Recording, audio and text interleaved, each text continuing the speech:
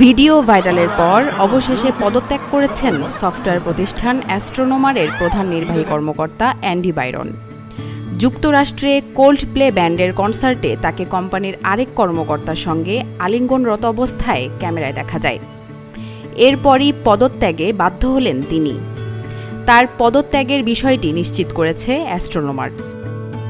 লিঙ্কডইনে দেয়া এক পোস্টে অ্যাস্ট্রোনোমার জানায়, অ্যান্ডি বাইরন পদত্যাগপত্র জমা দিয়েছেন এবং বোর্ড তা গ্রহণ করেছে। ওয়ালটন এখন দেশের সীমানা পেরিয়ে পৌঁছে গিয়েছে 50টিরও বেশি দেশে। ওয়ালটন, ঘরে ঘরে, বিশ্বজুড়ে। এর আগে গেল বুধবার যুক্তরাষ্ট্রের ম্যাসাচুসেটস অঙ্গরাজ্যের ফক্সবোরোতে জিলেট স্টেডিয়ামে এ ঘটনা ঘটে। কনসার্ট চলাকালে বাইরন ও HR ক্যাবটকে একে অপরকে জড়িয়ে থাকতে দেখা যায়। বড় স্ক্রিনে মুখ ভেসে উঠতেই দুজনেই হঠাৎ ক্যামেরার আড়ালে চলে যান।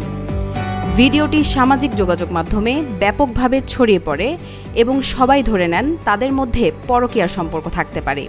সেই জল্পনায় ঘি ঢালেন খোদ কোল্ডপ্লের লিড ভোকাল ক্রিস মার্টিন। তিনি দর্শকদের উদ্দেশ্যে বলেন, এরা হয়তো পরকীয়া করছেন অথবা অনেক লাজুক। এরপর থেকেই ভিডিওটি টিকটক সহ বিভিন্ন প্ল্যাটফর্মে ছড়িয়ে পড়ে। টিভি অনুষ্ঠানেও তা নিয়ে ঠাট্টা শুরু হয়।